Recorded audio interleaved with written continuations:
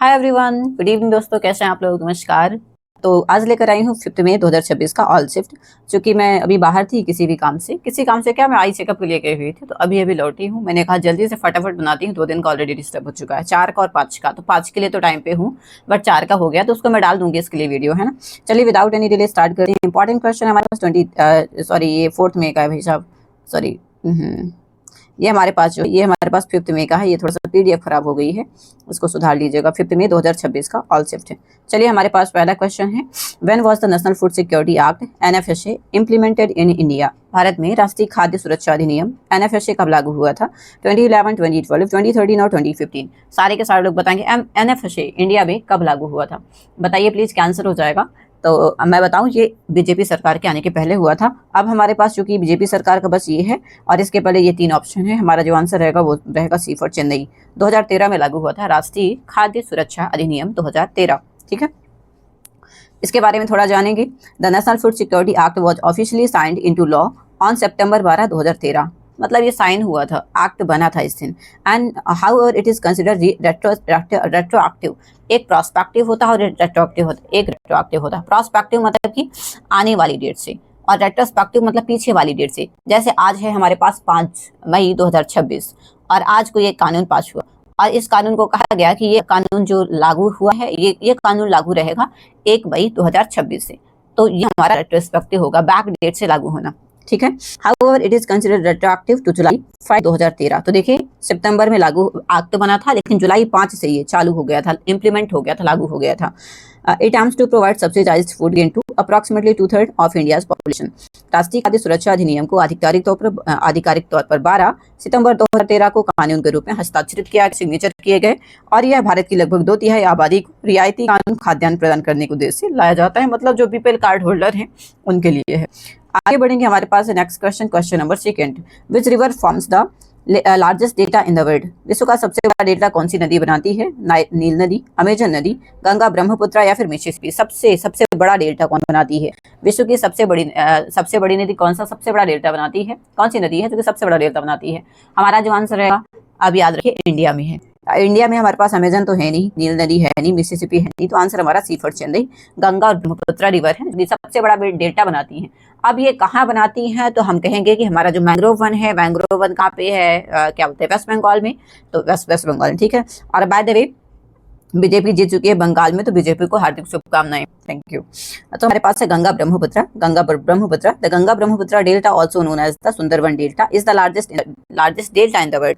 It is formed by the confluence of the Ganga, Brahmaputra and मेघना rivers emptying into bay of Bengal. मैं आपको पढ़ा रही हूँ, लेकिन एक बात मुझे याद आ रही है। जैसे ग्रेट निकोबार आइलैंड हो रहा है, हमारे ग्रेट निकोबार की बात हो रही है, वहाँ पे एक बढ़िया अच्छा सा रिसोर्ट बनना है, बहुत सारा चीज़ें होनी है ना, टूरिज्म को प्रमोट किया जाना है। और वो हाईली एक्टिव है किसके लिए? सुनामी और ज्वालामुखी के लिए, मतलब वल्कानो के लिए, ग्रेट निकोबार का। तभी पंजाब में जीत चुका है, पंजाब वेस्ट बंगाल जीत चुका है। सो सुंदरवन में क्या क्या होगा, I don't know. Okay, so, ये पढ़ाते मुझे याद आया, गंगा ब्रह्मपुत्र डेल्टा, जिसे हम कहते हैं सुंदरवन डेल्टा भी कहा जाता है, विश्व का सबसे बड़ा डेल्टा है। गंगा है, ब्रह्मपुत्र और मेघना नदियों के बंगाल की खाड़ी में गिरने से बनता है। अब हम बात करें नाइल नदी की, विश्व की सबसे लंबी नदी है, याद रखिएगा। और जबकि अमेजन जो है पानी के घनत्व के मामले में सबसे बड़ी नदी है। तो ये सारी नदियां दीज आर प्रेजेंट, है ना। आगे बढ़ेंगे, question number 3। Which foreign policy was followed by India between 1950 and 1980। 1950 से 1980 के बीच भारत ने कौन सी विदेश नीति अपनाई थी? 1925 से 1980 के बीच में non alignment, look east policy, pro Soviet policy या फिर स्ट्रेटेजिक पॉलिसी। सारे लोग बताएंगे, ये थोड़ा डीप में क्वेश्चन है। विच फॉरेन पॉलिसी 1950 से 1980, 1991 हो जाता, 90 हो जाता, तो फिर हम कहते हैं एलपीजी अपना लिया था इंडिया ने। लेकिन ये कब? ये हमारे पास है नॉन अलायंस, दूसरा है लुक ईस्ट पॉलिसी, तीसरा है हमारे पास pro Soviet policy, and fourth option is strategic policy. Answer हमारा नॉन अलायंस। हम किसी से गुट निरपेक्षता नहीं करी थी, हमने किसी से भी गुट निरपेक्षता नहीं करी थी, याद रखिएगा। नॉन अलाइंड हो गया हमारे पास। India followed the non-alignment movement (NAM) to maintain strategic autonomy during the Cold War, refusing to join either the US and the Soviet-led military blocs. Bharat ने शीत युद्ध के टाइम पे किसी भी सैन्य गुट, अमेरिका या फिर सोवियत संघ मतलब रसिया, ना तो अमेरिका को चूज किया, ना ही हमने रसिया को चूज किया, में शामिल ना होने के लिए गुट निरपेक्ष आंदोलन ना की नीति अपनाई थी। और इसे नेहरूवादी सहमति भी कहा जाता है। ठीक है, याद रखिएगा। क्वेश्चन नंबर 4 की बात करते हैं। The economic reform of 1991 in India were based on which model? 1991 के आर्थिक सुधार जो है किस मॉडल पर थे? हैरोल्ड डोमर मॉडल था, एलपीजी मॉडल था, महलनोबिस मॉडल, गांधीवादी मॉडल। देखिए हैरोल्ड डोमर मॉडल हमारा ये पहला फर्स्ट 5 ईयर प्लान था। कौन सा प्लान था? फर्स्ट 5 ईयर प्लान, ठीक है। एलपीजी मॉडल की बात रही, ये हमारा बिल्कुल सही उत्तर हो जाएगा, बी फॉर बॉम्बे। और इस टाइम पे मनमोहन सिंह कौन थे? तो ये थे हमारे पास वित्त मतलब फाइनेंस मिनिस्टर थे। तो एफएम जो थे हमारे पास वो थे, एफएम कौन थे? मनमोहन सिंह जी, ठीक है, याद रखिएगा। ये अच्छे खास इकोनॉमिस्ट थे, याद रखिएगा। इकोनॉमिक्स की लिस्ट में इनका नाम आता है, मनमोहन सिंह जी का। महलनोबिस मॉडल की बात करें, सेकंड 5 ईयर प्लान का था, सेकंड 5 ईयर प्लान का। और गांधी मॉडल काट दीजिए, ये गांधी मॉडल था ही नहीं 5 ईयर प्लान के उसमें, है ना। एलपीजी मॉडल हो जाएगा liberalisation, privatisation, globalisation. 1991 reform was based on LPG liberalization, privatization and globalization. It was initiated to handle the balance of payment crisis. हमारे पास बैलेंस ऑफ पेमेंट बीओपी का वो चल रहा था, क्राइसिस चल रहा था, भुगतान संतुलन संकट को दूर करने के लिए स्टार्ट किया गया था। Harold Domar model first 5 year plan था और Mahalanobis model second 5 year plan था, याद रखिएगा। नेक्स्ट क्वेश्चन, क्वेश्चन नंबर 5 है, who one the only gold medal for India in athletics at the Tokyo Olympics 2020? सबसे पहले इंसान थे, मतलब टोक्यो ओलंपिक में जीतने वाले कौन थे? पीवी सिंधु, नीरज चोपड़ा, रवि कुमार दाहिया या फिर मीराबाई चानू? तो ये आंसर तो सबको पता है। मुझे लगता है कि मुझे इसका आंसर नहीं करना चाहिए। आप लोग प्लीज कमेंट में आंसर करिएगा, है ना। अब अगर कमेंट में आंसर, प्लीज 1 मिनट का पॉज लीजिए एंड कमेंट करिए। अब अगर कमेंट करके आ गए हो तो चलिए बता देती हूँ मैं, हमारे नीरज चोपड़ा जी हो जाएंगे, है ना। ये आंसर तो सबको पता था, नीरज चोपड़ा जी हो जाएंगे, है ना, ठीक है। और याद रखिएगा इनका जो वो था, भाला फेंक खेलते हैं, जैवलिन थ्रो, और 87.58 मीटर इन्होंने फेंका था। 87.58 मीटर इन्होंने फेंका था, ठीक है। और जैवलिन थ्रो था। नीरज चोपड़ा जी की बात करें, Neeraj Chopra won the gold medal in men's javelin throw with a throw of 87.58 metre. This was India's first ever Olympic gold in athletics. सबसे पहली बार मिला था गोल्ड, ठीक है। आगे करेंगे भारत का एथलेटिक्स में, भारत का पहला गेम वो था। अभिनव बिंद्रा जी का भी नाम आता है, अभिनव बिंद्रा जी का भी नाम आता है, बट एथलेटिक्स की दुनिया में ये पहला ओलंपिक स्वर्ण था, ठीक है। नेक्स्ट क्वेश्चन हमारे पास है, question number 6। What was the name of Swami Vivekananda guru? Swami Vivekananda ji के गुरु का नाम क्या था? रामकृष्ण परमहंस, दयानंद सरस्वती, आदि शंकर जी या फिर राजा राम मोहन राय? राजा राम मोहन राय को देखिए सती प्रथा के लिए जाना जाता है, सती प्रथा के लिए जाना जाता है, और विलियम बेंटिक के साथ मिलकर इन्होंने 1828-29 में 1828-29 में इन्होंने सती प्रथा को खत्म करवाया था। आदि शंकर जी की बात करें, ये शंकराचार्य हैं, है ना।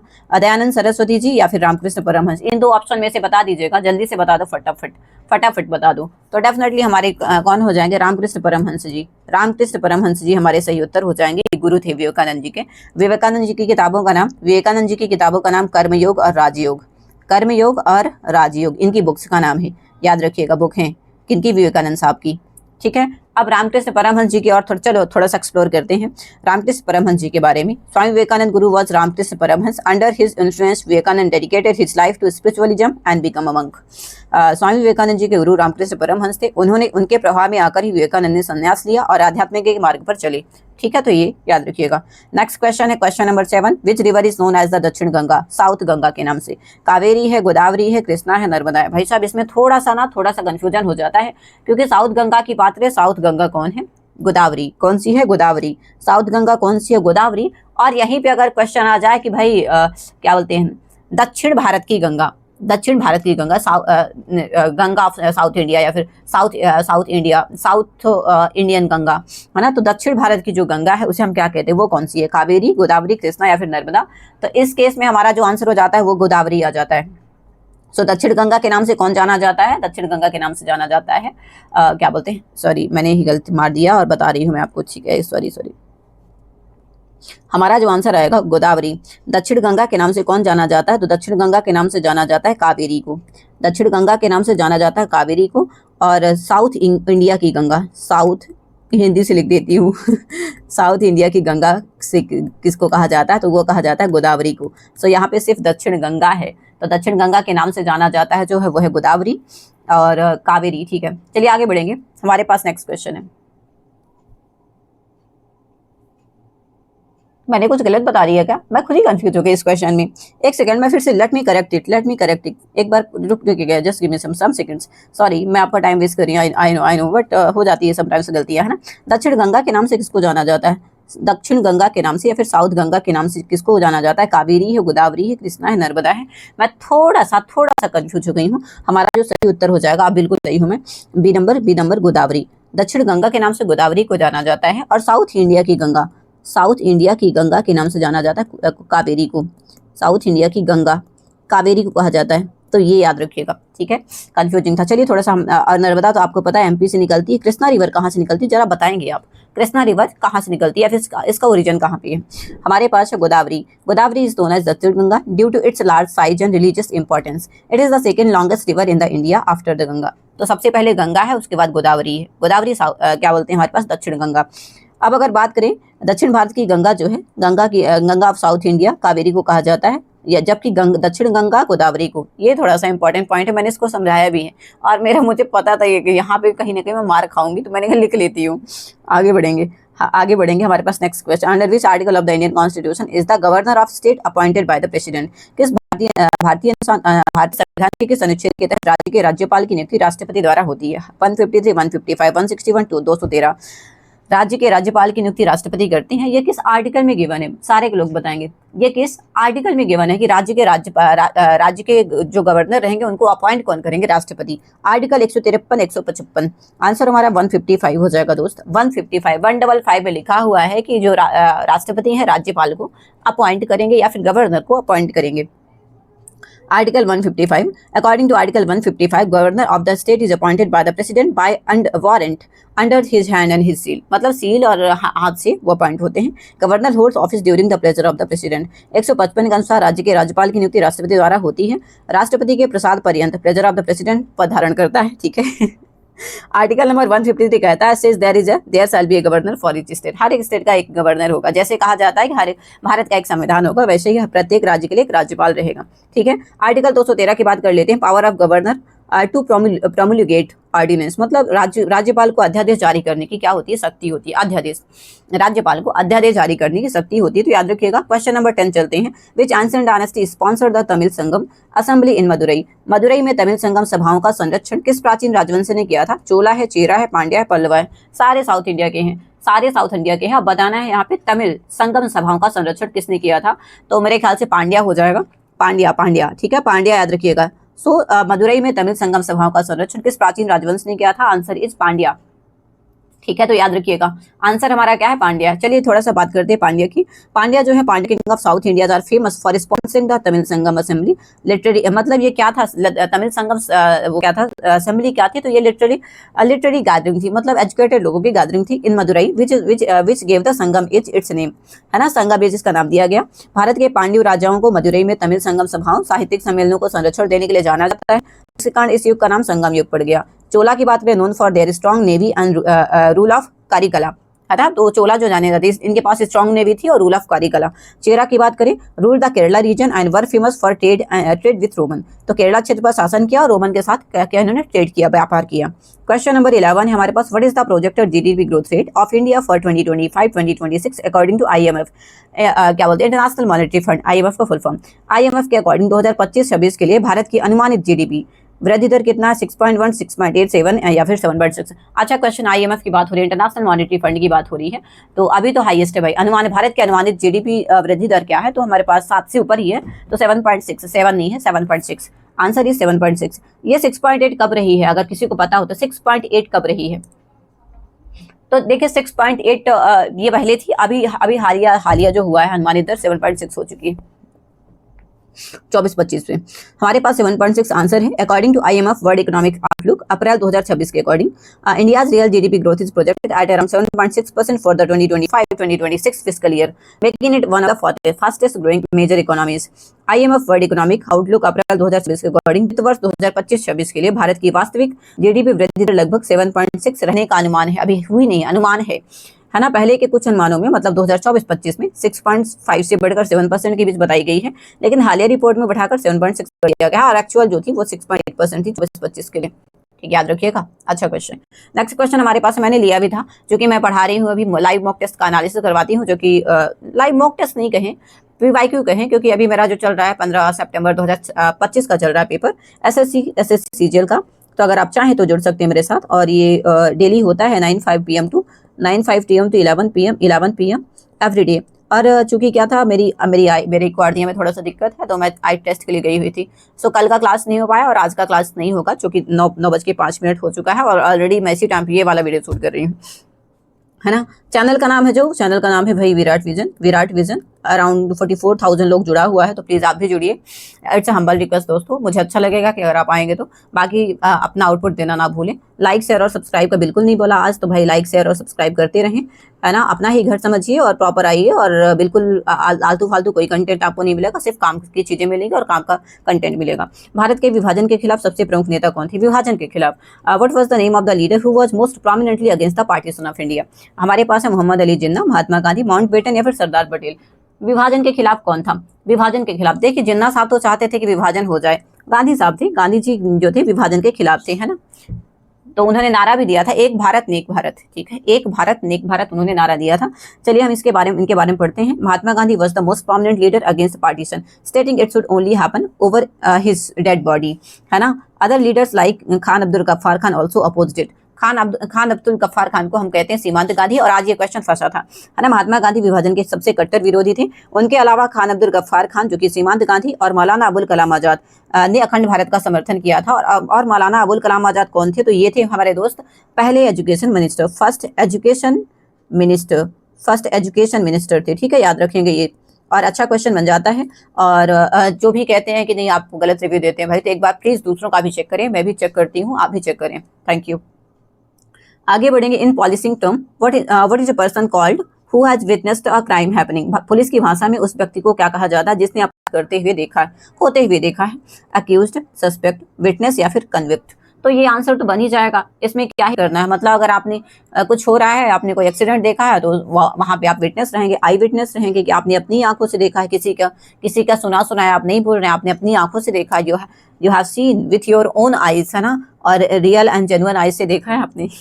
A witness is a person who has direct knowledge of a crime or event. It's in legal terms. Thus, this statement is crucial for the investigation. Witness वह व्यक्ति है जिसके पास किसी अपराध या फिर घटना की प्रत्यक्ष जानकारी होती है। पुलिस और कानून की भाषा में इसे गवाह कहते हैं।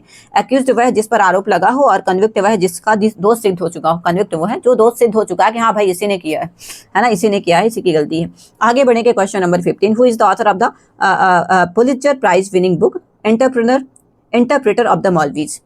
पुलित्जर प्राइज मिला है। और भाई पुलित्जर प्राइज की बात है, बड़ा प्रीशियस अवार्ड है, काफी नाम होता है पुलित्जर प्राइज में। चलिए बताइएगा क्या आंसर हो जाएगा हमारा। हमारे पास है अरुंधति रॉय मैडम, झुम्पा लाहिड़ी जी, किरण देसाई या फिर सलमान रश्दी। प्लीज बताएं। I really need the answer from each and everyone present here. So Pulitzer prize किसको मिला था? अब अगर मैं कहूंगी हमारे पास जो है Arundhati Roy madam, God of small thing. Arundhati Roy madam, इनकी किताब का नाम है गॉड ऑफ स्मॉल थिंग्स। क्या नाम है इनकी किताब का? God of small things. Jhumpa Lahiri हमारी सही उत्तर हो जाएंगी, इनको पुलित्जर अवार्ड मिला था। किरण देसाई मैडम का कोई किताब बताएंगे क्या एनीवन? और सलमान रश्दी की मिडनाइट चिल्ड्रन, याद रखिएगा। सलमान रश्दी ऑल्सो, इनको तो बुकर वगैरह भी मिला है, तो याद रखना है ना।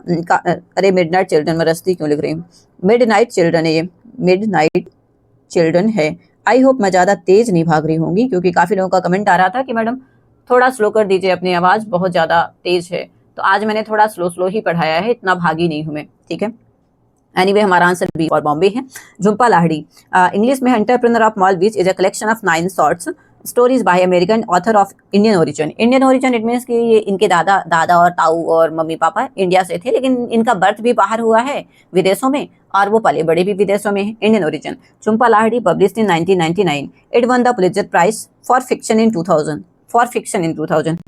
इंटरप्रेटर ऑफ मेलोडीज भारतीय मूल की अमेरिकी लेखिका है। झुम्पा लाहिड़ी द्वारा लिखा 9 लघु कहानियों का संग्रह है। 2000 में इसे फिक्शन के लिए पुलित्जर प्राइज मिला था। आगे बढ़ेंगे क्वेश्चन नंबर 16। मेरे पास 20 क्वेश्चन है, और दबा के लाइक ठोक दीजिएगा, लाइक कर दीजिएगा, सेशन को शेयर कर दीजिएगा, subscribe मारिएगा।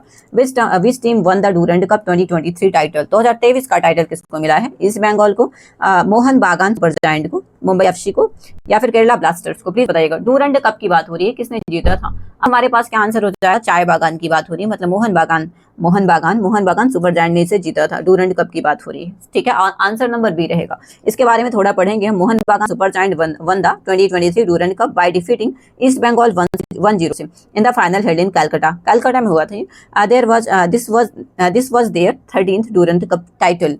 Mohan Bagan super giant ने कोलकाता में आयोजित फाइनल में ईस्ट बंगाल को 1-0 से हराकर डूरंड कप 2023 का खिताब जीता था। यह 17वां डूरंड कप खिताब था। टूर्नामेंट कोलकाता, गुवाहाटी और कोकराझार में आयोजित किया गया था। ये वाला जो है ना, तो हमारा क्वेश्चन जो था कि भाई 2023 का डूरंड कप जो हुआ था वो कहाँ पे हुआ था? तो वो ये हुआ था कलकत्ता, गुवाहाटी और कोकराझार, ठीक है, याद रखिएगा। नेक्स्ट क्वेश्चन हमारे पास है question number 17। The Chabahar port is strategically located outside which important sea route. बताइएगा चाबहार बंदरगाह रणनीतिक रूप से किस महत्वपूर्ण समुद्री बाजार के बाहर है? मलक्का, स्टेट ऑफ मलक्का है, स्टेट ऑफ हॉर्मुज, स्वेज नहर या फिर पाक स्टेट। बताइएगा, सारे लोग बताएंगे चाबहार की बात हो रही है ना।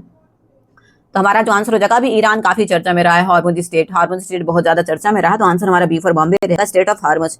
क्यों रहा? ईरान इराक वॉर चल रहा था, जिसमें से एलपीजी का प्राइस तो राइस हो गया है, एलपीजी का प्राइस राइस हो गया है। अब चूंकि बीजेपी बंगाल में जीत चुकी है, तो पेट्रोल के दाम भी बढ़ेंगे दोस्त, बस वेट करिए धीरे धीरे, है ना।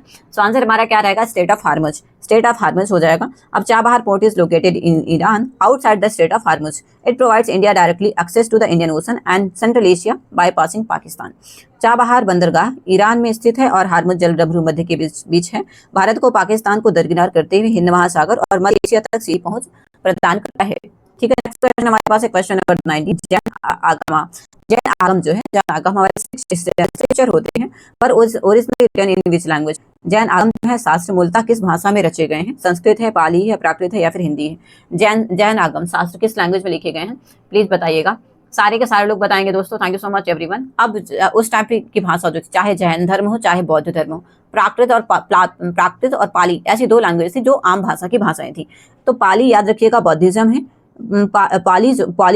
पाली जो हमारे पास स्क्रिप्चर लिखे गए बौद्धिज्म में लिखे गए हैं, और प्राकृत जैन धर्म में लिखे गए। तो प्राकृत और पाली कहा बौद्धिज्म और जैन धर्म में प्राकृत। ठीक है, याद रखेंगे।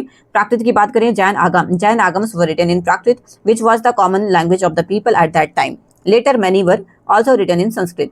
जैन आगमों की रचना प्राकृत भाषा में करी गई है, जो उस समय के लोगों की आम भाषा थी, बाद में फिर वो भी हुआ।